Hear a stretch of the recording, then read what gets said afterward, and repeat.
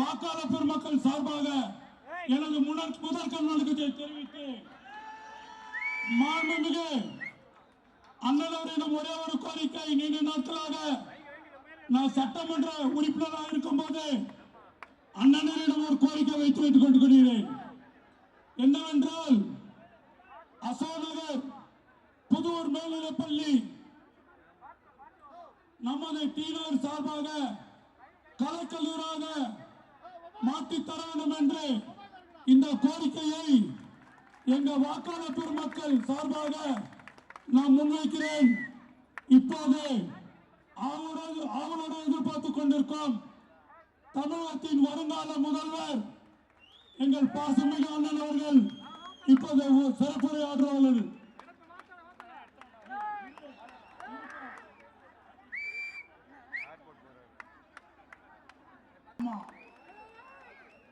இருபெரு தெய்வங்களை வணங்கி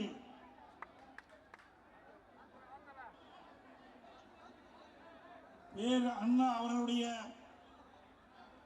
117வது பிறந்த விழா நிகழ்ச்சியிலே தலைமையேற்று தலைமுறையாற்றிய தென் சென்னை வடக்கு மேற்கு மாவட்ட கழக செயலாளர் முன்னாள் எம்எல்ஏ சகோதரர் டி நகர் பி சத்யா அவர்களே,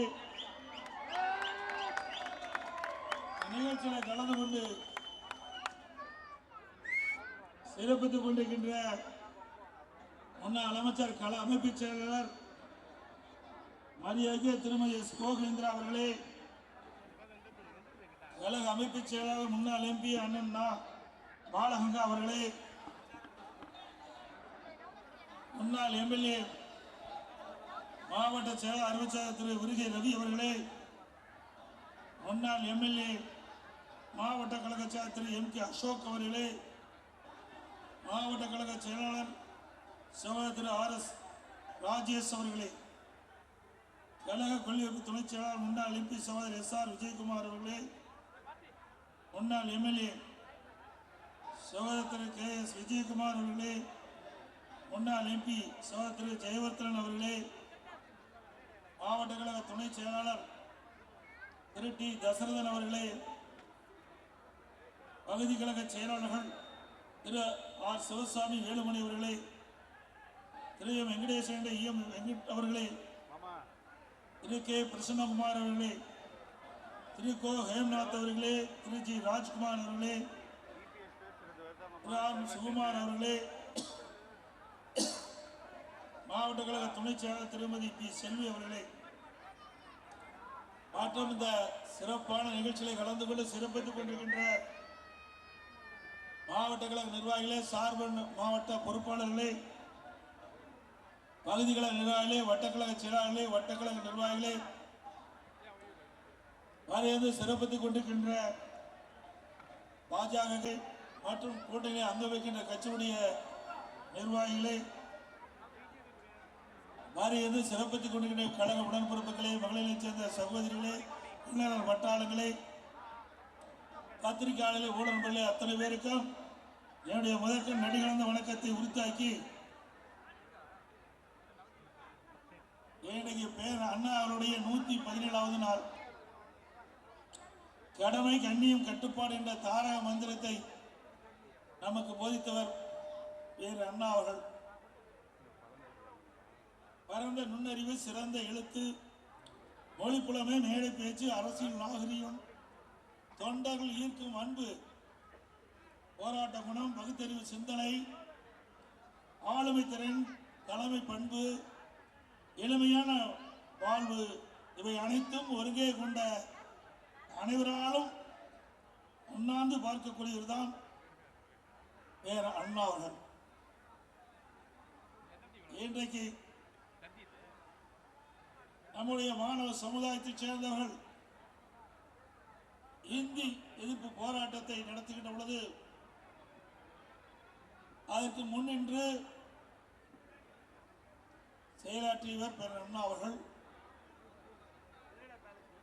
தமிழகத்தை பொறுத்தவரை ஆட்சி மொழி தமிழ் என்றும் தொடர்மொழி ஆங்கிலம் என்றும் இருமொழி கொள்கையை பிரகடனப்படுத்தினவர்.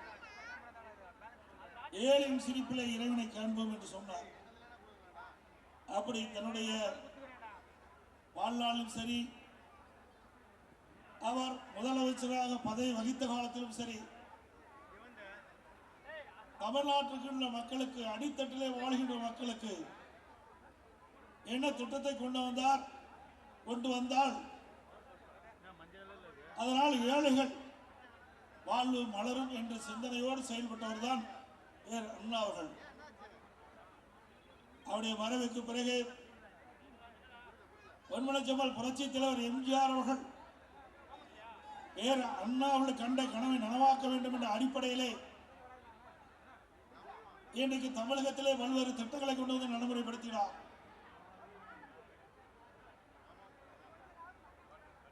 அண்ணா கண்ட கனவு நனவாக்கின்ற விதமாக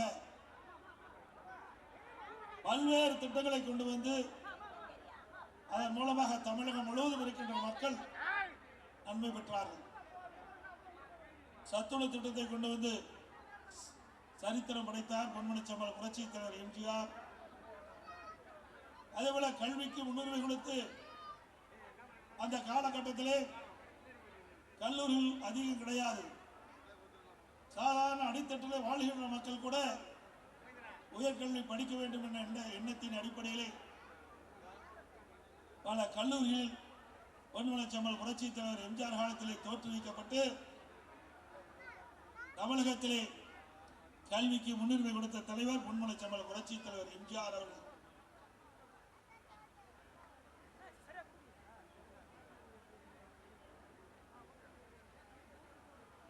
அனைத்து இந்திய அண்ணா திராவிட முன்னேற்ற ஆட்சி காலத்தில் தான்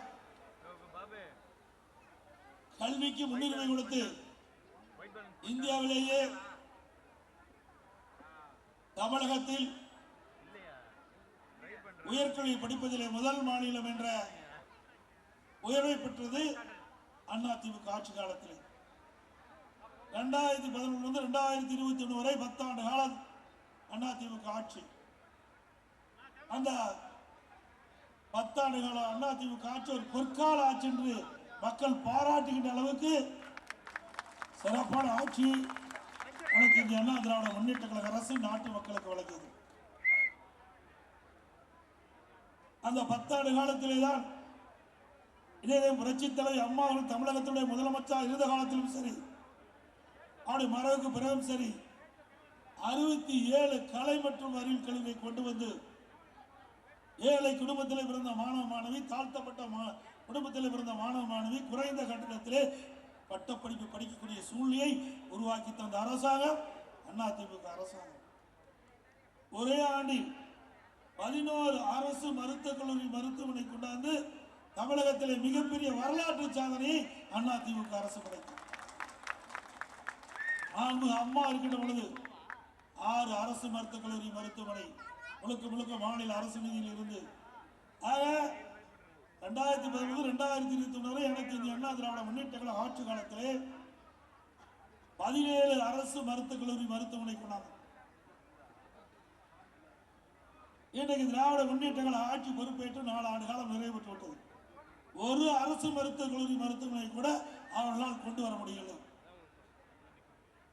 ஒரு திறமையற்ற அரசாங்கம், ஒரு பொம்மை முதலமைச்சர் தமிழகத்தை ஆண்டு கொண்டிருக்கின்றார். எதற்கெடுத்தாலும் மத்திய அரசில் இருந்து எங்களுக்கு நிதி கிடைக்கவில்லை, மத்திய அரசு மருத்துவக் கல்லூரி வழங்கப்படவில்லை என்று ஒரு கருத்தை சொல்லி தன்னுடைய கடமையிலிருந்து தட்டி கழிக்கின்றார். புரட்சி தலைவி அம்மா இருக்கின்ற பொழுது மாநில அரசாங்க நிதியில் இருந்து 6 அரசு மருத்துவக் கல்லூரி மருத்துவமனை கொண்டு வந்தார்கள். இது அதிமுக சாதனை. 26 பாலிடெக்னிக் கொண்டு வந்தோம். 4 பொறியியல் கல்லூரி, 4 வேளாண்மை கல்லூரி, 5 கால்நடை மருத்துவமனை ஆராய்ச்சி நிலையத்தை கொண்டு வந்தோம். 7 சட்டக்கல்லூரி கொண்டு வந்தோம். பிஎட் கல்லூரி, ஐடி கல்லூரி கொண்டாந்து பல கல்லூரிகளை தமிழகத்தில் திறந்து இன்றைக்கு இந்தியாவிலேயே உயர்கல்வி படிப்பதிலே முதல் மாநிலம் என்ற பெயர் பெற்ற மாநிலம் அதிமுக ஆட்சியில். 2019-20 இந்திய அளவில் உயர்கல்வி படிப்பதிலே முதல் மாநிலம். மாண்புமிகு புரட்சித் தலைவர் அம்மாவும் தமிழகத்துடைய முதலமைச்சராக பொறுப்பேற்கின்ற பொழுது 132 பேர் தான் உயர்கல்வி படிச்சுட்டு இருந்தாங்க. அம்மா ஒரு கல்வியில புரட்சி மறுமலர்ச்சி கல்விக்கு அதிக நிதி ஒதுக்கீடு செய்யப்பட்டு அதன் மூலமாக 10 ஆண்டு காலத்திலே அனைத்து இந்திய அண்ணா திராவிட முன்னேற்ற கழக ஆட்சியிலே 154 பேர் உயர்கல்வி படித்து இந்தியாவிலேயே தமிழகம் உயர்கல்வி படிப்பதில் முதல் மாநிலம் என்ற இலக்கை எட்டியது அண்ணா திமுக ஆட்சியில். அதே போல தமிழகத்திலே சட்ட ஒழுங்கு அடியோடு சீர்கெட்டுள்ளது. இன்றைக்கு ஒரு வாரத்திற்கு முன்பு டிஜிபி அலுவலகம் முன்பு காமராஜ் சாலையில் ஒருவரை கடுமையாக தாக்கப்படுகிறார். தாக்கப்பட்டவர் மீதே வழக்கு போட்டு சிறையில் அடைக்கின்ற ஆட்சி விடியா திமுக அரசாங்கம். இன்றைக்கு இந்த ஆட்சியில மக்களுக்கு பாதுகாப்பு இல்லை. அதே போல காவலருக்கும் பாதுகாப்பு இல்லை. மக்களை பாதுகாக்கக்கூடியவர்கள் காவலர்கள். அந்த காவலர்கள் 6 மாதத்தில் 6 காவலர்கள் கொலை செய்யப்பட்டிருக்கிறார்கள். சென்னை நுளம்பூர் ரோந்து காவலரை தாக்கிய போதை கும்பல். அது மட்டுமல்ல, திமுக கட்சியினுடைய ஊராட்சி மன்ற தலைவர் ஒரு திருட்டு வழக்கிலே கைது செய்யப்பட்டிருக்கிறார். இந்த கட்சியுடைய யோக்கியது எப்படி என்பதை நீங்கள் எண்ணி பார்க்க வேண்டும். ஒரு ஊராட்சி மன்ற தலைவரே திருட்டு வழக்கிலே கைது பண்ணிருக்கிறார் என்று சொன்னால் இந்த கட்சியுடைய நிர்வாகிகள் எப்படிப்பட்டவர்கள், தேர்ந்தெடுக்கப்பட்ட உள்ளாட்சி பிரதிநிதிகள் எப்படிப்பட்டவர்கள் என்பதை நாம் எண்ணி பார்க்க வேண்டும். அவர் மீது ஏற்கனவே 10 வழக்குகள் இருப்பதாக பத்திரிகைகளில் செய்தி வந்தது. அதே போல இன்றைக்கு தமிழகத்தில் எது கிடைக்குதோ இல்லையா, போதைப் பொருள் எளிதாக கிடைக்குது. பல ரூபத்தில் வருது போதைப் பொருள். திராவிட முன்னேற்ற கழகம் ஆட்சி பொறுப்பேற்று ஒரே ஆண்டு காலத்தில் தமிழகத்திலே போதைப் பொருள் நடமாட்டம் அதிகரித்து விட்டது. இந்த அரசாங்கம் இரும்பு கரம் கொண்டு போதைப் பொருள் நடமாட்டத்தை தடுத்து நிறுத்த வேண்டும் என்று சட்டமன்றத்தில் நான் தெரிவித்தேன். ஊடகத்தின் வாயிலாக தெரிவித்தேன், பத்திரிகையின் வாயிலாக தெரிவித்தேன், அறிக்கையின் வாயிலாக வெளியிட்டேன். ஆனால் முதலமைச்சர் சரியான நடவடிக்கை எடுக்கவில்லை. என்னுடைய கோரிக்கையை அவர் ஏற்கவில்லை, கண்டுகொள்ளவில்லை. அதனால் இன்றைக்கு தமிழகத்திலே போதை நிறைந்த மாநிலமாக இன்றைக்கு காட்சியளித்துக் கொண்டிருக்கிறது. கிராமத்திலிருந்து நகர வரை போதைப் பொருள் விற்காத இடமே கிடையாது. இன்றைக்கு திராவிட முன்னேற்ற கழகம் ஆட்சியிலே ஒரு டிஜிபி இருந்தார், உங்களுக்கு நன்றாக தெரியும். கஞ்சா அந்த போதைப் பொருளை தடுப்பேன் என்று சொல்லி 2.0, 3.0, 4.0 போட்டார். கடைசியில் போட்டு ரிட்டையர் ஆனதுதான் மிச்சம். கடைசி வரைக்கும் எந்த முயற்சி எடுக்கல. ஏன்னா பெரும்பாலும் திமுக கட்சிக்காரர் தான் இந்த போதைப் பொருள் விற்பனை செய்வதற்கு துணை நிற்பதாக தகவல். 2022ஆம் ஆண்டு என்று நான் கருதுகின்றேன். காவல்துறை மானிய கோரிக்கை அந்த கொள்கை விளக்க குறிப்பில் 20ஆம் பக்கத்தில் 2வது பேரால் குறிப்பிட்டிருக்காங்க. கல்லூரிக்கு அருகில் பள்ளிக்கு அருகில் 2348 பேர் கஞ்சா வைத்திருந்ததாக கண்டுபிடிக்கப்பட்டது. கைது செய்யப்பட்டது 148 பேர். நான் சட்டமன்றத்தில் முதலமைச்சரை கேள்வி கேட்டேன். நீங்கள் தயாரிக்கு முதலமைச்சர் தயாரித்து அந்த கொள்கை குறிப்பை வெளியிட்டிருக்கிறீங்க. ஆக கண்டுபிடிக்கப்பட்டது 2348 பேர் என்றால் கைது விட்டது 148. மற்றவர்கள் எங்கே போனார்கள், ஏன் கைது செய்யவில்லை என்று கேட்டால் பதில் இல்லை. ஏன்னா மற்றவர்கள் திமுக காரர்கள். எப்படி கைது பண்ண முடியும், எப்படி நடவடிக்கை எடுக்க முடியும், அப்புறம் எப்படி எங்கே போய் கஞ்சாவை தடுத்து நிறுத்த முடியும், இல்லை போதைப் பொருளை எப்படி தடுத்து நிறுத்த முடியும்? இதுதான் நிலைமை. அதோட திமுக பொதுக்குழு நடக்குது. அந்த பொதுக்குழுல என்னை முதலமைச்சர் திமுக தலைவர் திரு ஸ்டாலின் அவர்கள் உரையாற்றுகின்றார். அதில் பேசும்போது அந்த பொதுக்குழுவில் திரு ஸ்டாலின் பேசுகிறார். இரவிலே கண்மூடி காலையிலே கண் விழித்து பார்க்கின்ற பொழுது என்னுடைய கட்சிக்காரர்களால் ஏதாவது பிரச்சனை வந்துவிடும் என்ற அச்சத்தில் நான் கண் விழிக்கின்றேன் என்று அவரே அந்த கூட்டத்தில் பேசினார். அப்படின்னா அந்த திமுக கட்சிக்காரருடைய நிலை என்னன்னு பாருங்க. அதாவது இன்னைக்கு இப்படிப்பட்ட நிலைமை தான் தமிழகத்திலே ஏற்பட்டிருக்கு என்பதை நாம் எண்ணி பார்க்க வேண்டும். அதில் சட்ட ஒழுங்கை பராமரிக்க முடியல, காவல்துறை கைகள் கட்டப்பட்டுகின்றன, சுதந்திரமாக செயல்பட முடியல. ஏன்னா ஒரு முதலமைச்சர், திமுக கட்சி தலைவர், அவர் பொதுக்குழுவிலே இப்படிப்பட்ட கருத்தை சொல்கின்ற பொழுது திமுக நிர்வாகிகள் எப்படிப்பட்டவர் என்பதை நாம் அறிந்து கொள்ள வேண்டும். அதே இன்றைக்கு தமிழகம் சட்ட ஒழுங்கிலே மிக மோசமான நிலைக்கு சென்று விட்டது. இன்னைக்கு சிறுமிக்கு பாதுகாப்பு கிடையாது, முதியவர்களுக்கு பாதுகாப்பு கிடையாது. இன்றைய அரசாங்கம் தள்ளாடி கொண்டிருக்கின்றது சட்டத்தை காப்பதற்கு. அது மட்டுமல்ல, உங்களுக்கு தெரியும் அண்ணா பல்கலைக்கழகத்தில் நடந்த சம்பவம். யார் அந்த சார்? இந்த சார் அண்ணா திமுக ஆட்சி வரவர்கள் கண்டுபிடிக்கப்படுவார். அண்ணா திமுக ஆட்சி வரவர்கள் கண்டுபிடிக்கப்படுவார். எந்த சார் எங்கே போய் பிரியாணி சாப்பிட்டார், அந்த சார் யார் என்று நாட்டு மக்களுக்கு தெரியும், இந்த மாநகர மக்களுக்கு தெரியும். ஆட்சி அதிகாரம் இருக்கின்ற காரணத்தினாலே அவர்கள் அதை சரியான முறையிலே விசாரணை மேற்கொள்ளவில்லை என்றுதான் மக்களுடைய எண்ணங்கள். அப்படித்தான் மக்கள் பேசிக் கொள்கிறார்கள். அதிமுக ஆட்சிக்கு வந்தவர்கள் இதற்கெல்லாம் முழுமையான தீர்வு காணப்படும்.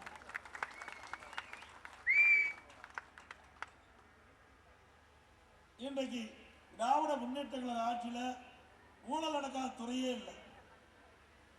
எல்லா துறையிலும் ஊழல், லஞ்ச லாவணியம் ஒடிகட்டி பறக்குது. உங்களுக்கு தெரியும் டாஸ்மாக் ஊழல். இன்றைக்கு இடி டாஸ்மாகில் முறைகேடு நடைபெற்றதாக கண்டுபிடித்து பத்திரிகைகளை செய்தி வெளிவந்தது. முதற்கட்டமாக 1000 கோடி முறைகேடு டாஸ்மாகில் நடைபெற்றதாக செய்தி வெளிவந்தது. முழுமையாக விசாரிக்கப்பட்டால் சுமார் 40,000 கோடி இந்த டாஸ்மாக் நிறுவனத்தில் மட்டும் முறைகேடு நடந்திருக்கும் என்று அவர்கள் பத்திரிகையிலே செய்தி வெளியிட்டிருக்கிறார். அதோட ஒரு அமைச்சர் இருந்தார், யார் என்று உங்களுக்கு தெரியும், 10 ரூபா அமைச்சர். யார் உங்களுக்கு தெரியுமில்ல? சத்தமா சொல்லுங்க. அவர் தான் இந்த 10 ரூபா திட்டத்தை துவக்கி வச்சார். ஏதோ தொடங்கி வைப்பாங்க. இந்த 10 ரூபா திட்டத்தை தொடங்கி வச்ச அமைச்சரும் இப்ப அமைச்சரவையிலிருந்து காணாம போயிட்டாங்க. இன்றைக்கு தமிழகத்தில் சுமார் 6000 மதுக்கடைகள் இருக்கின்றன. பெரும்பாலான மதுக்கடைக்கு இருக்கின்ற அந்த பார்லாம் அதிகமா திமுக நிர்வாகிகளை எடுத்துக்கிட்டாங்க. இன்றைக்கு ஒரு பகுதியில் 3 பார் எடுத்திருந்தா அதில் 2 பாரை மூடிட்டு 1 பார் நடத்துறாங்க. 2 பாருக்கு அது மாதம் இருக்கிற சந்தா தொகை கட்டுறதில்லை. 1 பார்ல விற்று கொள்ளையடிச்சிட்டு இருக்கிறாங்க. அதோட ஒரு நாளைக்கு டாஸ்மாக் கடையில், மதுபான கடையில் 1.5 கோடி பாட்டில் விற்குது. ஒரு பாட்டிலுக்கு 10 ரூபா அதிகமாக வாங்குறாங்க. அப்படி 10 ரூபா அதிகமாக வாங்கும்போது 1.5 கோடி பாட்டிலுக்கு ஒரு நாளைக்கு 15 கோடி மேலிடத்துக்கு போக சொல்றாங்க. மேலிட யாருன்னு உங்களுக்கு தெரியும். மாதத்துக்கு 30 நாள் 450 கோடி இந்த டாஸ்மாக்ல ஒரு பாட்டிலுக்கு 10 ரூபா அதிகம் வாங்குறது மட்டும் 450 கோடி வசூலாகுது. வருஷத்துக்கு 5400 கோடி. 4 ஆண்டுல சுமார் 22,000 கோடி. ஒரு பாட்டிலுக்கு 10 ரூபா அதிகம் வாங்குறது 22,000 கோடி மேலிடத்துக்கு. இப்படிப்பட்ட ஆட்சிக்கு முடிவு கட்டுகின்ற தேர்தல் அடுத்த ஆண்டு நடைபெற்ற சட்டமன்ற தேர்தல்.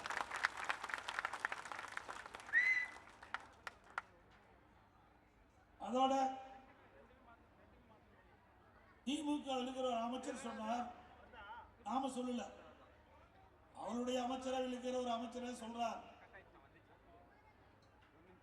திரு சபரீசன் அவர்களும் திரு உதயநிதி அவர்களும் 30,000 கோடி கையிலே வைத்துக் கொண்டு என்ன செய்வது என்று தடுமாறிக் கொண்டிருப்பதாக வலைதள செய்தி. இதுக்கு என்ன வரைக்கும் முதலமைச்சர் மறுப்பே கொடுக்கல. அப்படின்னா எவ்வளவு கொள்ளையடித்திருப்பா என்பதை நீங்கள் எண்ணி பாருங்க. இப்படி துறை வாரியாக ஊழல் செய்த பணம் இப்படி தடுமாறி கொண்டிருக்கிறது.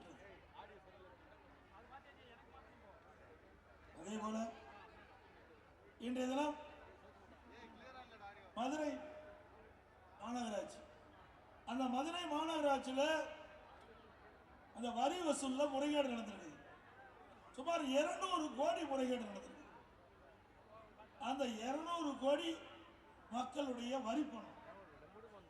வீட்டு வரி செலுத்துறவங்க, கடை வரி செலுத்துறவங்க, குடிநீர் செலுத்துறவங்க, குப்பை வரி செலுத்துறவங்க, போதாததுக்கு மதுரை மாநகராட்சி அங்க இருக்க ஆட்டுக்கு, மாட்டுக்கு, அதோட பன்றிக்கு கூட போட்டாங்க. அந்த பன்றி கூட விட்டு வைக்கல. அப்படி பன்றிக்கு போட்ட வரியிலும் ஊழல் செய்கின்ற அரசாங்கம் திமுக அரசாங்கம். இது எவ்வளவு மோசமானது என்பதை நாம் எண்ணி பார்க்க வேண்டும். 200 கோடி கண்டுபிடித்தது யாரு? திமுக அரசாங்கம். ஊழல் செய்தது திமுக மேயர். ஆனா அவர்களை கை செய்யல. அவருடைய கணவர் கை செய்து இன்னைக்கு சிறையில் அடைக்கப்பட்டிருக்கிறார். திமுகவை சேர்ந்த 5 மண்டல குழு தலைவர்கள் ராஜினாமா பண்ணியிருக்கிறாங்க. 2 நிலைக்குழு தலைவர் ராஜினாமா பண்ணியிருக்கிறாங்க. சில அதிகாரிகள் கைது செய்யப்பட்டு சிறையில் இருக்கிறாங்க.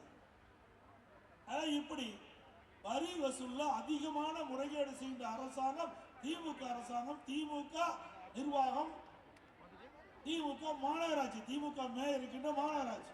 இதேபோல காஞ்சிபுரத்தில் ஊழல், பங்கு பிரிப்பதில் ஊழல், அங்கே நம்பிக்கையில்லா தீர்மானம், கோவையில பிரச்சனை, திருநெல்வேலியில பிரச்சனை. எல்லா பகுதியிலுமே அங்கே வரி முறைகேடு நடக்கிறது மற்றும் ஊழல் செய்த பணத்தை பிரிப்பதிலே பிரச்சனை ஏற்பட்டு ஆளுங்கட்சி திமுக ஆளுங்கட்சி கவுன்சிலர்களே நம்பிக்கையில்லா தீர்மானம். இப்படி ஒரு அவல ஆட்சி இன்றைக்கு தமிழகத்திலே நடைபெற்றுக் கொண்டிருக்கின்றதை எண்ணி பார்க்க வேண்டும். அதோட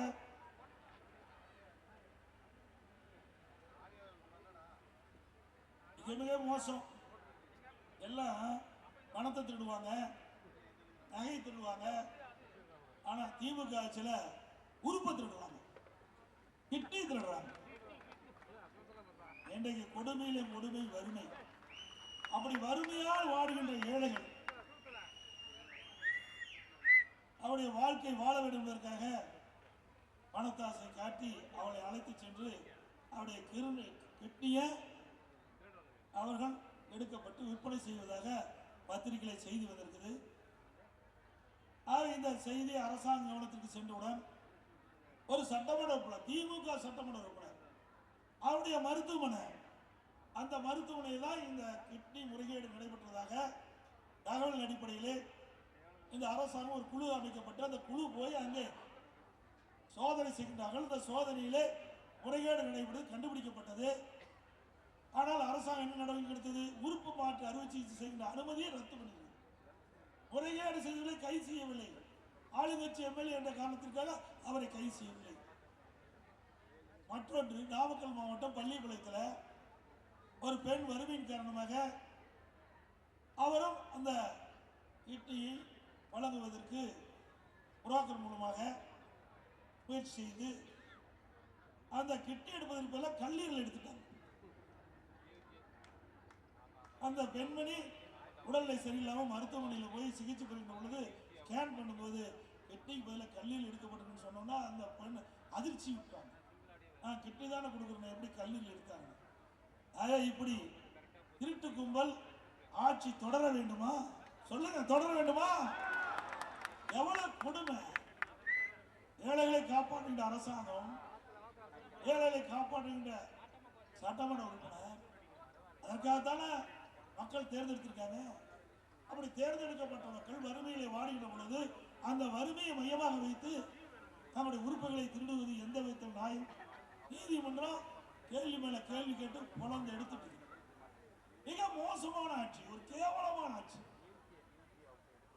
அது மட்டுமல்ல, அதிமுக ஆட்சியில பல திட்டங்களை கொண்டாந்தோம். அதையெல்லாம் திமுக ஆட்சியில அப்படி விட்டுட்டாங்க. இன்றைக்கு இந்த மாநகராட்சி பகுதியில் கழிப்பறை சுத்தம் செய்யணும். முதல் பார்த்தீங்கன்னா ஒரு கழிப்பறை 22ஆம் ஆண்டு என்று கருதுகிறேன். அந்த 22ஆம் ஆண்டில் கழிப்பறை சுத்தம் செய்கின்ற பொழுது ஒரு கழிப்பறைக்கு சுமார் 4 ரூபாய் என்று கருதுகிறேன். அதே 23, 24 அந்த கழிப்பறை சுத்தம் செய்வதற்கு சுமார் 363 ரூபாய். ஒரு கழிவறை சுத்தம் செய்வதற்கு 363 ரூபாய். அதில் மட்டும் சுமார் 450 கோடி சென்னை மாநகராட்சியிலே ஊழல் நடைபெற்றதாக செய்தி வந்திருக்குது. இதில் 3 பகுதி ராயபுரம் என்று கருதுகிறேன். இன்னும் 2 பகுதியில் இந்த மெகா ஊழல் நடைபெற்றிருக்கு. கொடுமை. ஒரு மாசத்துல இருந்தா புதுசாக கழிப்பறை கட்டிடலாம். அந்த அளவுக்கு இந்த கழிவறை சுத்தம் செய்கின்ற ஒரு டாய்லெட் சுத்தம் செய்வதற்கு 363 ரூபாய் நிர்ணயிக்கப்பட்டு கொள்ளையடித்து சொன்னால் மக்களுடைய பணம் எப்படி மேலிடத்தில் சென்று கொண்டிருக்கிறது என்பதை நீங்கள் எண்ணுங்கள்.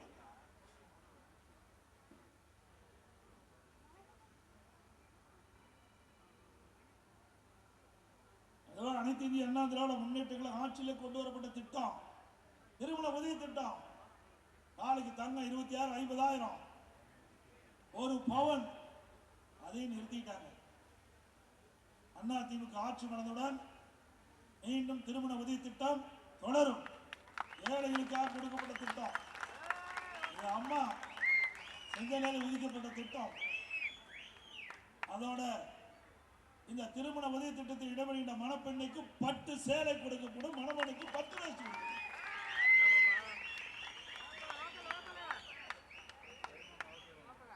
இதேபோல நம்முடைய சகோதரிகள் உரிய நேரத்தில் பணிக்கு செல்ல வேண்டும். பணி முடியும் பொழுது வீடு இருக்கும்.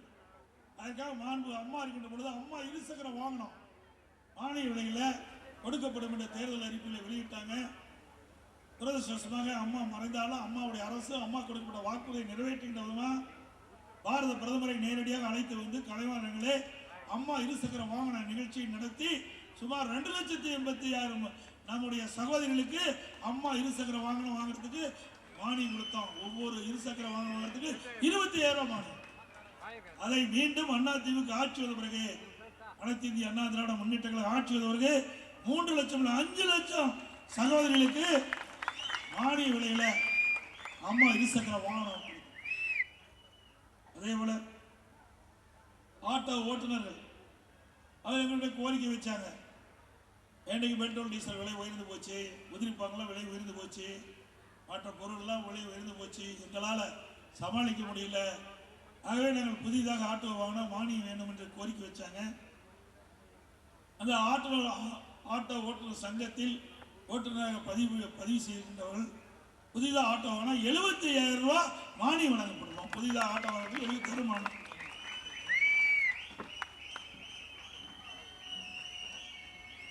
அதே போல நம்முடைய பள்ளியில் படிக்கின்ற மாணவர்கள் திறமையானவர்களாக இருக்க வேண்டும். அரசு பள்ளியில் படிக்கின்ற மாணவர்கள் திறந்த மாணவர்களாக, திறமையானவர்களாக, உலகத்தரத்திற்கு ஏற்ற கல்வி கிடைக்க வேண்டும், விஞ்ஞான கல்வி கிடைக்க வேண்டும் என்ற அடிப்படையில் மாண்பு அம்மாவர்கள் தொலைநோக்கு சிந்தனையோடு நம்முடைய அரசு பள்ளியில் படிக்கின்ற மாணவர்களுக்கு லேப்டாப் கொடுக்கின்ற திட்டத்தை கொண்டு வந்தாங்க. இந்த விடியா திமுக அரசு வந்து அதை நிறுத்தப்பட்டு விட்டது. மீண்டும் அண்ணா திமுக ஆட்சி வந்தவுடன் நம்முடைய மாணவர் அரசு பள்ளியில் படிக்கின்ற மாணவ செல்வங்களுக்கு திறமையான கல்வி கிடைப்பதற்கு லேப்டாப் கொடுக்கப்படும். அண்ணா திமுக ஆட்சியில் 10 ஆண்டு காலத்தில் 52,30,000 மாணவ மாணவிகளுக்கு லேப்டாப் கொடுத்தோம். 7,300 கோடி இதற்காக நிதி ஒதுக்கீடு செய்யப்பட்டது. இதெல்லாம் வரலாற்று சாதனை. இப்படி ஒரு திட்டமாவது திராவிட முன்னேற்ற கழக ஆட்சியில் கொண்டு வந்து நிறைவேற்றப்பட்டிருக்குதா? எதுவுமே கிடையாது. அத்தனையும் பொய் செய்தி தான். அம்மா உணவகம் இன்னைக்கு வேண்டுமெனே திட்டமிட்டு புரட்சி தலைவி அம்மாகள் ஏழைகள் மலிவு விலையிலே உணவு அருந்த வேண்டும், வயிறார உணவு உண்ண வேண்டும் என்ற அடிப்படையிலே அம்மா உணவகத்தை கொண்டு வந்தார்கள். இன்றைய ஆட்சியாளர் வேண்டுமெனே திட்டமிட்டு அவருக்கு வழங்குகின்ற அந்த பொருட்களுடைய அளவை குறைத்து விட்டார்கள். அதில் பணிபுரிகின்ற ஊழியருடைய எண்ணிக்கை குறைத்து விட்டார்கள். எப்படியாவது இந்த அம்மா உணவகத்தை மூட வேண்டும், அதுதான் அவருடைய திட்டம். ஆனால் மீண்டும் அனைத்து இந்திய அண்ணா திராவிட முன்னேற்ற கழக அரசுக்கு ஒரு பக்கம் வருவாய் அதிகம், ஒரு பக்கம் கடன் வாங்குறீங்க, திட்டம் எதுவுமே இல்லை. ஆனால் இந்த அரசாங்கம் ஒரு திறமையற்ற அரசாங்கம் மட்டும் இல்ல, ஊழல் நிறைந்த அரசாங்கத்திற்கு இதுவே சான்று. எதுவுமே செய்யலையே. எவ்வளவு திட்டத்தை சொன்னோம், எத்தனை கல்லூரி திறந்தோம், எத்தனை பாலங்கள் கட்டி கொடுத்தோம், நிறைய பாலங்கள், 1 2 இல்லை, அவ்வளவு பாலம். சென்னை மாநகரத்தில் மெட்ரோ ரயில் திட்டம் கட்டம் 2 எண்ணி பார்த்தீங்கன்னா 63,000 கோடி ஒரே திட்டத்துக்கு. மத்திய அரசு அனுமதி வாங்கி இந்தியாவிலேயே ஒரு திட்டத்திற்கு 63,000 கோடி அடிக்கல் நாட்டி அரசாங்கம். இதுவரை இந்திய வரலாறுல எந்த மாநிலத்திலும் ஒரு திட்டத்திற்கு 63,000 கோடி நிதி ஒதுக்கீடு கிடையாது. அப்படி ஒரு திறமையான அரசாங்கம் அதிமுக அரசாங்கம். மெட்ரோ ரயில் திட்டம் கட்டம் 2 118.90 கிலோமீட்டர் தூரத்திற்கு அந்த ரயில் பாதைகள் அமைக்க கிட்டத்தட்ட 21/11/2022 மாண்பு உள்துறை அமைச்சர்களை அழைத்து வந்து அடிக்கல் நாட்டினார். இது அதிமுக சாதனை, ஒரு சாதனை. இப்படி உங்களுடைய ஆட்சியில பார்க்க முடியுமா? ஒரே ஒரு சாதனை பார்க்கலாம், ஊழல். ஊழல் செய்வதிலே சாதனை புரிந்த ஒரே அரசாங்கம் திமுக அரசாங்கம். 2016 அதிமுக ஆட்சியில் இந்த மெட்ரோ ரயில் திட்டம் எப்படி செயல்பட்டது என்பதை இந்த நேரத்தில் சுட்டிக்காட்ட நடைபெற்றிருக்கின்றேன். என்றால் இன்றைக்கு முதலமைச்சர் வேண்டுமென்றே திட்டமிட்டு அதிமுக ஆட்சியில் எந்த திட்டத்தையும் நிறைவேறவில்லை என்ற தவறான தகவலை சொல்லிக் கொண்டிருக்கின்ற காரணத்திலே அனைத்து இந்திய அண்ணா திராவிட முன்னேற்ற கழக 10 ஆண்டு கால ஆட்சியிலே செய்த சாதனைகள் பல. அதில் 21/9/2016 அன்று சென்னை விமான நிலையம் லிட்டில் மவுண்ட் வரை முதல் மெட்ரோ போக்குவரத்தினை மாண்புமிகு புரட்சித் தலைவி அம்மா அவர்கள் அதை துவக்கி வைத்தார்கள். 14/5/2017 நான் முதலமைச்சர் இருந்த காலம் திருமங்கலம் முதல் நேரு பூங்கா வரை மெட்ரோ ரயில் போக்குவரத்து. 25/5/2018 நேரு பூங்கா முதல் சென்னை சென்ட்ரல் வரை மற்றும் சைதாப்பேட்டை முதல் AGTMS வரை. 2019 AGTMS முதல் அன்னாரப்பேட்டை வரை மெட்ரோ துவக்கி வைத்தது அனைத்து இந்திய அண்ணா திராவிட முன்னேற்ற கழக ஆட்சியில் தான் மெட்ரோ ரயில் திட்டம் இன்னைக்கு மக்களுடைய பயன்பாட்டுக்கு கொண்டாந்துருக்கிறோம். இத்துடன் மெட்ரோ ரயில் கட்டம் 1 18,380 கோடியில் இன்றைக்கு 45.1 கிலோமீட்டர் நீளத்திற்கு பணிகள் முடிவு பெற்று இந்த திட்டத்தை நிறைவு செய்த மக்களுடைய பயன்பாட்டுக்கு கொண்டு வந்த அரசாங்கம் அதிமுக அரசாங்கம். 14/2/2020 திருவொற்றியூர் லிம்கோ வரை மெட்ரோ ரயில் கட்டம் 1 நீடிப்பு வழித்தடத்தினை என தலைமையில் மாண்புமிகு பாரதமர் அவர்களை தொடக்கி வச்சாங்க. 3,770 கோடியில் 9.051 கிலோமீட்டர் நீடிப்பு பணிகள் மெட்ரோ கட்டம் 2 மக்களுடைய பயன்பாட்டுக்கு கொண்டாந்தோம். இதெல்லாம் அதிமுக ஆட்சியில் செய்த சாதனைகள். அதே போல பல பாலங்கள் இந்த பகுதியில் நிறைய கட்டி கொடுத்தோம்.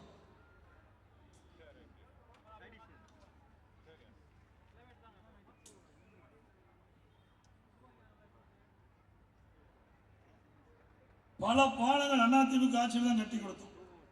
இன்றைக்கு சென்னை மாநகராட்சி வளர்ந்து வருகின்ற மாநகராட்சி. இந்த வளர்ந்து வருகின்ற மாநகராட்சியில் மக்கள் போக்குவரத்து நெரிசல் அதிகமாக இருக்கிற காரணத்தில் கடுமையாக பாதிக்கப்படுறாங்க. ஆகவே போக்குவரத்து நெரிசல் இல்லாமல் இருப்பதற்கு அனைத்து இந்திய அண்ணா திராவிட முன்னேற்ற கழக ஆட்சியில் அதிகமான பாலங்கள் அதிமுக ஆட்சியில் தான் கட்டி கொடுக்கப்பட்டது என்பதை நேரத்தில் தெரிவிக்கிறேன்.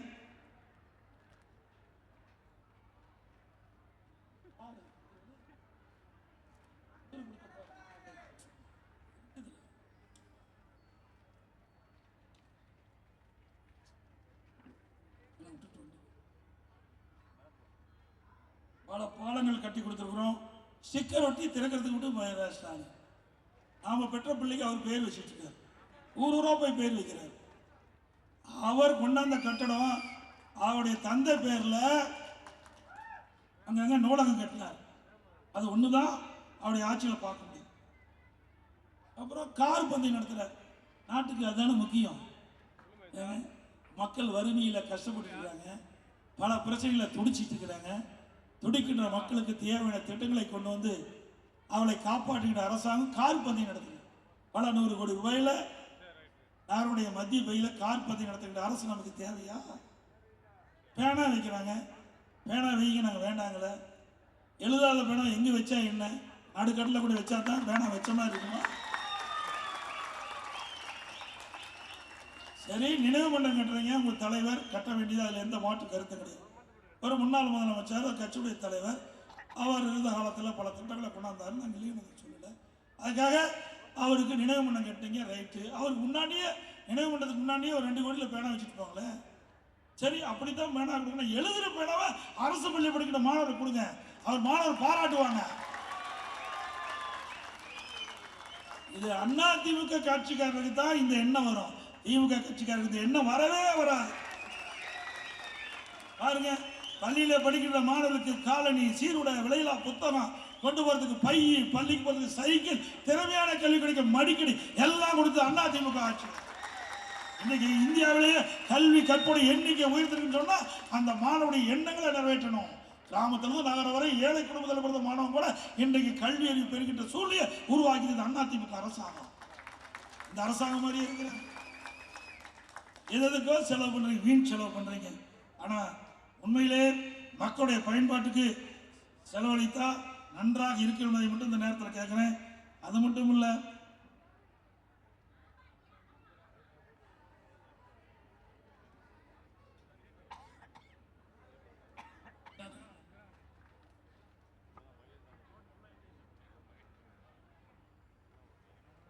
அடிக்கடி சொல்றாரு எடப்பாடி பழனிசாமி பஸ்ஸை தூக்கிட்டு ஊர் ஊரா போடணும். ஸ்டாலின் அவர்களே, நீ நல்லா விளம்பரம் பண்ணி கொடுத்துட்டீங்க, நன்றி. எல்லா பத்திரிகையிலும் போட்டா, ஊடகத்திலையும் போட்டா, சுந்தரா டிராவல்ஸ் தூக்கிட்டு போடாருன்னு. இது நல்ல விளம்பரம் ஆச்சு. மக்கள் இந்த பஸ் எப்படி இருக்குன்னு வந்து பல பேர் பார்க்க ஆரம்பிச்சுட்டாங்க. அதுக்கு நன்றி தெரிவிச்சுக்கிறேன். கிட்டத்தட்ட 153 சட்டமன்ற தொகுதி எழுச்சி பயணத்தில் நேரடியாக போய் மக்களை சந்திச்சு சுமார் 65 லட்சம் பேர் நேரடியாக நான் சந்தித்து விட்டு இப்பொழுது அண்ணாவுடைய பிறந்தநாள் விழா பொதுக்கூட்டத்திலே உங்களை சந்தித்து பேசுகின்ற பாக்கியத்தை கிடைச்சுகிறார். அந்த எழுச்சி பயணத்தின் போது மக்களுடைய உணர்வுகளை பார்க்க முடிஞ்சது. இந்த ஆட்சி எப்பொழுது முடிவு கட்டப்படும், மக்களோட ஆட்சிக்கு முடிவு கட்டின தேர்தல் 2026 தேர்தல் என்று அவருடைய ஆரவாரம் மகிழ்ச்சி மூலமாக வெளிப்படுத்தினார். இன்றைக்கு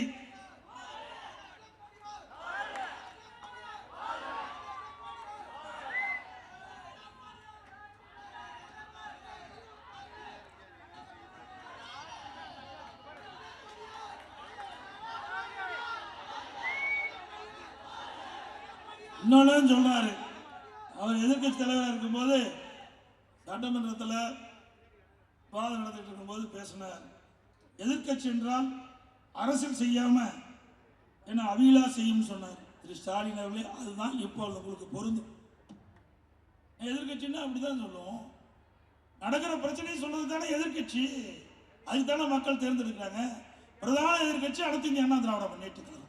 மக்களுக்கு எப்பொழுதெல்லாம் பிரச்சனை ஏற்படுதோ அந்த பிரச்சனை சட்டமன்றத்திலையும் கொண்டாடுவோம், வெளியில் பொதுக்கூட்டத்திலையும் பேசுவோம். அதை தீர்ப்பது அரசுடைய கடமை. அதை தட்டி கழிக்க கூடாது. அதற்கு ஏதாவது களம் கற்பிச்சு அவதூறு செய்தி வெளியிட்டுக் கொண்டிருந்தீங்களா, 2026 தேர்தலில் நீ நிக்கிற இடத்துல டெபாசிட் கூட வாங்க முடியாது. ஸ்டாலின் அவர்களே,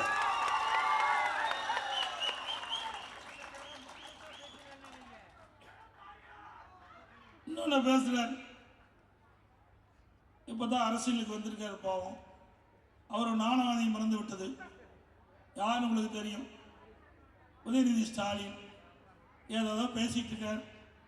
இன்றைக்கு பேசுறாரு ஒரு கூட்டத்தில், ஒரு திருமண நிகழ்ச்சியில் பேசுறாரு. நான் கேள்விப்பட்டேன். திராவிட மாடல் அரசின் சாதனைகள் எடப்பாடியின் கண்களை உறுத்தி கொண்டிருக்கிறான். கண்ணெல்லாம் நல்லா தான் இருக்குது, என்னெல்லாம் உறுத்தல.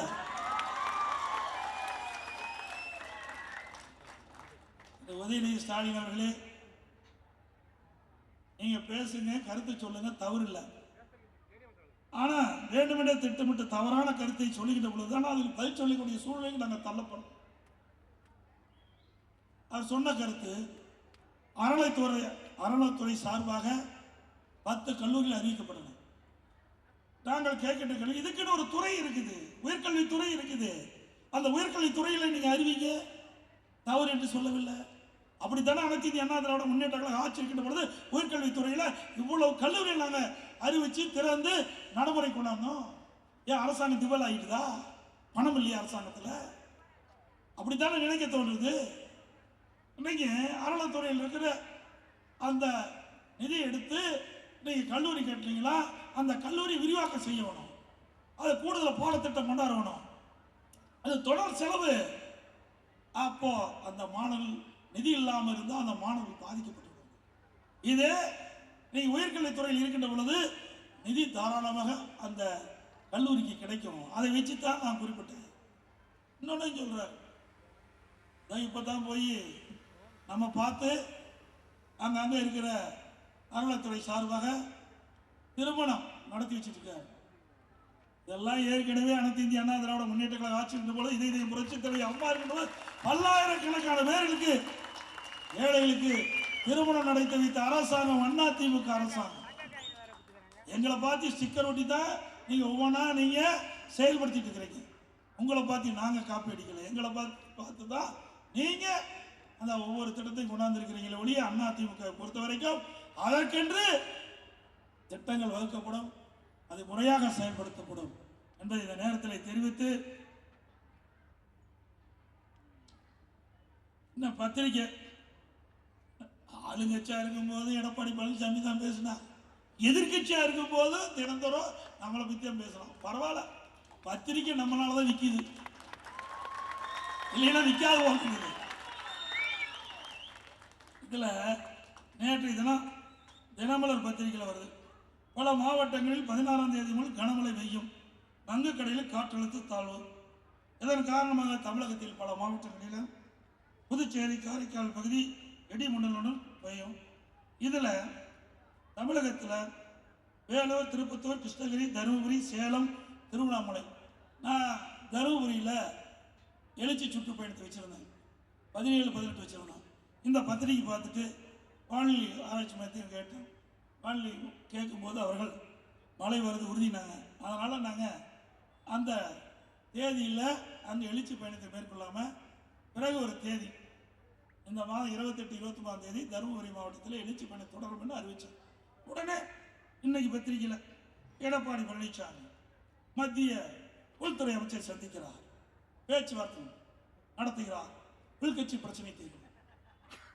பத்திரிகையாளர்களே, அனைத்து இந்திய அண்ணா திராவிட முன்னேற்ற கழக கட்சியை எவராலும் கொண்டு பண்ண முடியாது. சொல்றேன், எழுதிங்க. எங்களுக்கு ஆட்சி அதிகாரம் இருப்பதை விட தன்மானம் தான் எங்களுக்கு முக்கியம். அது ஒரு முள் இம்மி அளவால் நான் விட்டு கொடுக்க மாட்டாங்க. சில பேரை கைக்கூலியாக வைத்துக் கொண்டு ஆட்டம் போட்டுட்டு இருக்கிறீங்க. அந்த கைக்கூலிகள் யார் என்று அடையாளம் காட்டப்பட்டு விட்டோம். அதுக்கு விரைவில் முடிவு கட்டப்படும். சில பேர் அனைத்து இந்திய அண்ணா திராவிட முன்னேற்ற கழக ஆர்சி கவிழ்ப்பதற்கு எதிர்த்து ஓட்டு போட்டாங்க. மன்னிச்சு அவர்களை அரவணைத்து துணை முதலமைச்சர் கொடுத்தோம், உயர்ந்த பதவியை கொடுத்தோம். மீண்டும் அவர்கள் திருந்த பாடில்லை. புனிதமாக அதிமுக கோயிலாக இருக்கின்ற அந்த தலைமை கழகத்தை அடித்து நுரைக்கி மற்றவர்களை கட்சியில் சேர்த்து வேணுமா? அது தொண்டனுடைய சொத்து. தலைமை கழகம் தொண்டனுடைய சொத்து. நீங்க போய் அடிச்சுட்டு இருக்கணும், அவரெல்லாம் கட்சியில் சேர்த்திக்கணும். இன்னொருவர் நம்முடைய அனைத்து இந்திய அண்ணா திராவிட முன்னேற்ற கழக ஆட்சி கவிழ்ப்பதற்கு 18 பேரை கடத்திட்டு போனீங்க எம்எல்ஏ, அவர்கள் கட்சியில் சேர்த்து. இதெல்லாம் யார் ஏற்றுக்கொள்வது? நான் தொண்டனாக இருந்து உயர்ந்திருக்கிறேன். எனக்கு உறுதியான எண்ணம் உண்டு, உறுதியான மனநிலை உண்டு. எதற்கும் அஞ்சாத, யாரையும் என்னை மிரட்டியும் பார்க்க முடியாது. எப்பொழுது சொல்லுகின்றேன், இதுவரை கடந்த காலத்திலும் சரி, அனைத்து இந்திய அண்ணா திராவிட முன்னேற்ற கழக ஆட்சி செய்கின்ற பொழுதும் சரி, இப்பொழுதும் சரி, மத்தியிலே இருக்கின்றவர்கள் யாரும் நமக்கு எந்த அச்சுறுத்தலும் கொடுக்கல. நமக்கு நன்மைதான் செய்தார்கள். புரட்சி தலைவி அம்மா மறைவுக்கு பிறகு சில பேர் அந்த கட்சியை கபலீகரம் பண்ண பார்த்தார்கள், ஆட்சி கவிழ்க்க பார்த்தார்கள். அதை காப்பாற்றி கொடுத்தவர்களும் யார் என்று உங்களுக்கு தெரியும். மத்தியில் இருக்கின்றவர்களுக்கு காப்பாற்றி நன்றி மறப்பது நன்று, நன்று அல்லது நன்றியை மறப்பது நன்று. பல ஆண்டுக்கு முன்னாவே 26 ஆண்டுகளுக்கு முன்னாவே வள்ளுவன் ஐயன் வள்ளுவன் சொல்லிட்டு போயிருக்காங்க. அப்படி நன்றியோடு நாங்கள் இருக்கிறோம். இன்றைக்கு கூட்டணி சேருவது அவ்வப்போது நெருக்கிற நிகழ்வு. தேர்தல் நேரத்திலே கட்சிகள் வெற்றி பெற வேண்டும், எதிரிகளை வீழ்த்த வேண்டும், அதுக்கு தகுந்த அரசியல் வியூகம் மேற்கொள்ளும். அந்த அடிப்படையில் நம்ம கூட்டணி அமைக்கணும். இதே திமுக கூட்டணி வச்சதில்ல. 1999ஆம் ஆண்டு பாரதிய ஜனதா கட்சியோட கூட்டணி வச்சாங்கல்ல. 2001ஆம் ஆண்டு சட்டமன்ற தேர்தலில் கூட்டணி வச்சாங்க. அப்பெல்லாம் அவர்கள் பேசல. இப்பொழுது அனைத்து இந்திய அண்ணா திராவிட முன்னேற்ற கழக கூட்டணி வைத்தவுடன் பயம் வந்துவிட்டது. நடைபெற்ற தேர்தலில் தோல்வியுற்றுவோம் என்று பயம் வந்துவிட்ட காரணத்தினாலே இன்றைக்கு ஏதோ பேசிக் கொண்டிருக்கின்றார். எதற்கும் கவலைப்படுவதில்லை. இன்று வரை மத்தியிலே ஆளுகிறவர் நமக்கு எந்த தொந்தரவும் கொடுக்கவில்லை. நாம் கேட்பதை கொடுத்தார்கள். இல்லை என்றால் 63,000 கோடி இன்றைக்கு மெட்ரோ ரயில் கட்டம் வருமா? எவ்வளவு திட்டம், கொஞ்சம் நஞ்சம் திட்டம் அல்ல. நடந்தாய்வாடி காவிரி 11,500 கோடி இன்றைக்கு விடுவித்திருக்கிறார்கள். இன்றைக்கு மேட்டூர் அணையிலிருந்து வெளியேறுகின்ற காவிரி நீர் கடலிலே கலக்கின்ற வரை இது கரையில் இருக்கின்ற அசுத்த நீர் நதியிலே கலக்குவதை சுத்தப்படுத்தி அதற்காக 11,500 ரூபாய் நான் முதலமைச்சர் பாரத பிரதமரிடத்தில் கோரிக்கை வச்ச இன்றைக்கு நிறைவேற்றி அதற்கு நிதி ஒதுக்கீடு செஞ்சிருக்கிறாங்க. பல திட்டங்கள், பல தேசிய நெடுஞ்சாலைகள் நாம எழுதி கொடுத்ததெல்லாம் போட்டாங்க. இன்றைக்கு வேண்டும் என்ற திட்டமிட்ட திராவிட முன்னேற்ற கழக அரசு இன்றைக்கு அரசியல் கால்குலேஷன் காரணமாக விமர்சனம் செய்து கொண்டிருக்கிறார் என்பதை மட்டும் இந்த நேரத்தில் தெரியும்.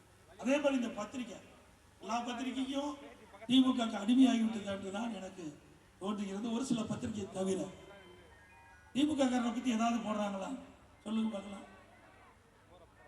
எல்லாம் ஜாலரா பயம். ஆனா வீட்டுல வந்து சாக்கடை ஊத்திடுவாங்களே என்ன பண்ணு. அண்ணா திமுக காரன் நல்லவன், எதுவும் செய்யறது இல்லை, அதனால எப்படி வேணாலும் போட்டுக்கலான்னு போடுறாங்க. தினமலர் பத்திரிக்கை ஒரு காலத்துல மிக பிரமாண்டமா இருந்தது. ஆனா இன்றைய தினம் தலைகளாக மாறிவிட்டது.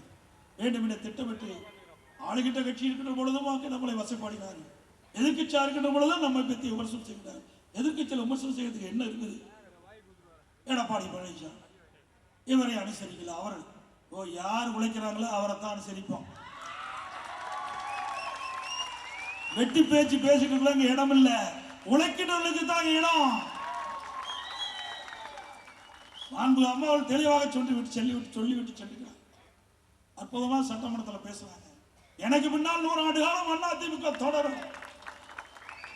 சில பேர் அண்ணா திமுக அடமான வைக்க பார்க்கிறார்கள். அதிலிருந்து அண்ணா திமுகவை காப்பாற்ற அத்தனை பேரும் நம்ம துடித்து நிற்க வேண்டும். நிற்பீங்களா? எப்பொழுதும் சொல்லுகிறேன், அனைத்து இந்திய அண்ணா திராவிட முன்னேற்ற கழகத்திற்கு எவர் ஒருவர் துரோகம் செஞ்சாலும் அவர் நடு ரோட்டிலே நிற்பார். விலாசம் இல்லாமல் போய்விடுவார். இயக்கம் உயிரோட்டம் உள்ள இயக்கம். பொன்மனச்சம்பல் புரட்சி தலைவர் எம்ஜிஆர், புரட்சி தலைவர் அம்மா இருவரும் சக்திகள் கொண்ட இயக்கம். இது இறைவனால் படைக்கப்பட்ட இயக்கம். இது ஏழைகளுக்காக தோற்றுவிக்கப்பட்ட இயக்கம், குடும்பத்துக்காக அல்ல. இந்த அரசாங்கம் யார் வேணாலும் அண்ணா திமுக கட்சியிலே உயர்ந்த இடத்துக்கு வர முடியும். நான் ஒரு கிளை செயலாளர் இருந்தேன். இன்றைக்கு உங்களுடைய ஆதரவோடு பொதுச் செயலாளர் திமுக வர முடியுமா? யாராவது பேச முடியுமா? திமுக திரு கருணாநிதி குடும்பத்தை தவிர்த்து யாராவது பேச முடியுமா? ஆட்சி அதிகாரம் அண்ணா திமுக சாதாரண ஏழைகள் கூட எம்எல்ஏ ஆகலாம், எம்பி ஆகலாம், அமைச்சர், முதலமைச்சர் ஆகலாம். அண்ணா திமுக தான் முடியும். இது ஜனநாயகம் உள்ள கட்சி.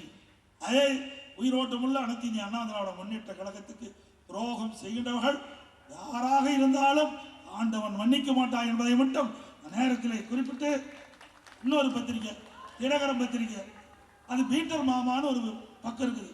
பீட்டர் மாமா அதில் அண்ணா திமுக பற்றி போலின்னா வைத்து வெளியே அண்ணா திமுக பற்றி ஒரு செய்தி போடும். இங்கே இருக்கிற வட்ட செயலாளர் இப்படி, அந்த மாவட்ட செயலாளர் இப்படி, தினந்தோறும் எடுத்து புரட்டி பாருங்க. அது அண்ணா திமுக கட்சியை செய்தி வராத நாளே இல்லை. பரவாயில்ல, ஏதோ ஒரு வழியில் எங்களுக்கு விளம்பரப்படுத்துகிறேன், நன்றி. ஏதாவது வழியில் எங்களை விளம்பரப்படுத்திட்டு இருக்கிறேன். ஆக இப்படி பத்திரிகையுடைய தர்மம் இன்றைக்கு இல்லை என்பதுதான் யதார்த்த உண்மை. நீயாவது பத்திரிகையாளர்கள் நடுவோடு செயல்படுங்க. அப்புறம் ஊடகம் நாம் பேசுறது 4 நிமிஷம் தான் காட்டுவாங்க, ஆனால் ஒரு நாள் பூரா காட்டுவாங்க ஒன்றுமே இல்லாத செய்தி. அது என்னன்னு உங்களுக்கு தெரியும். இன்றைக்கு 9 மணிக்கு புறப்பட்டா நைட்டு 10 மணி வரைக்கும் காட்டுவாங்க. ஊடக நண்பர்களே, நல்லதை செய்கிறத காட்டுங்க. நாட்டுக்கு நன்மை செய்யக்கூடிய திட்டங்கள், நாட்டுக்கு நன்மை செய்யக்கூடிய செய்திகள் மக்களை போய் சேரட்டும். யாரையும் குறை சொல்லி பேசவில்லை. ஆனால் இந்த ஊடக செய்தியாளர்களும் பத்திரிகையாளர் நடுநிலையோடு நடந்து கொள்ள வேண்டும். எங்களுக்கு ஆதரவாக செயல்பட என்று நான் கேட்கல, ஆனால் உண்மை செய்தியை தாங்கள் வெளியிட வேண்டும் என்று அன்போடு கேட்டு இன்னைக்கு மிக சிறப்பா எழுச்சியா வேற அண்ணாவுடைய பிறந்த நாள் நிகழ்ச்சி ஏற்பாடு செய்த மாவட்ட நிர்வாகத்திற்கும் அவருக்கு துணை நின்ற அத்தனை பேருக்கும் நேரத்தில் நன்றி தெரிவித்து 2026ஆம் ஆண்டு நடைபெற்ற சட்டமன்ற பொதுத் தேர்தலில் நம்முடைய கூட்டணி கட்சியினுடைய சார்பாக நிறுத்தப்படுகிற வேட்பாளருக்கு 2 லட்சத்தில் வாக்களித்து வெற்றி பெற்றது. மக்களை காப்போம், தமிழகத்தை மீட்போம். மக்களை தமிழகத்தை மக்களை தமிழகத்தை மக்களை தமிழகத்தை. நன்றி, வணக்கம்.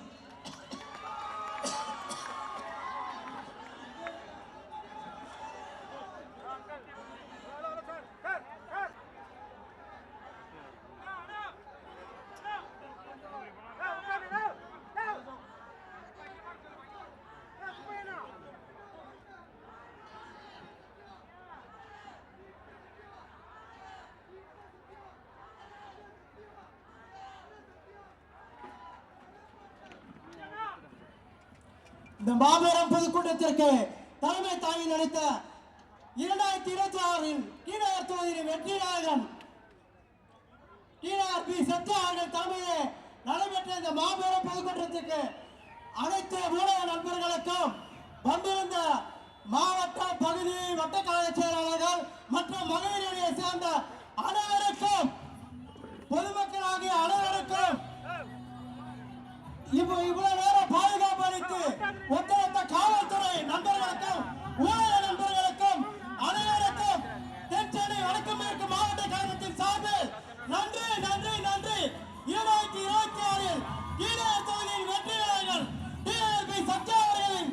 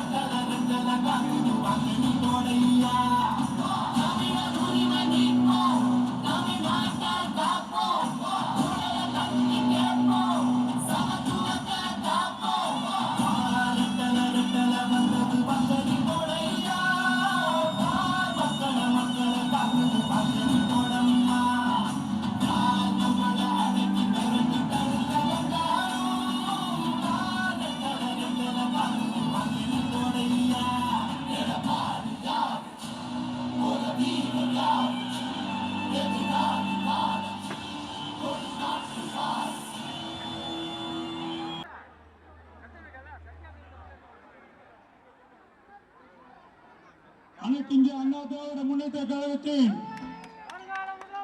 நிரந்தர பொதுச் செயலாளர்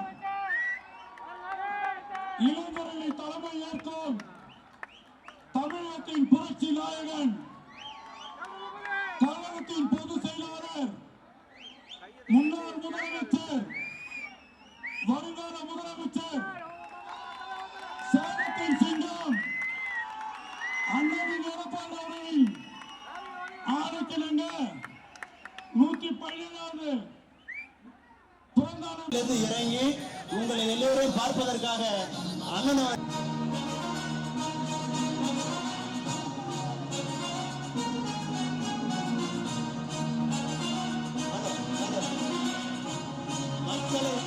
மக்கள் முதல்வர் வந்து கொண்டிருக்கிறார்.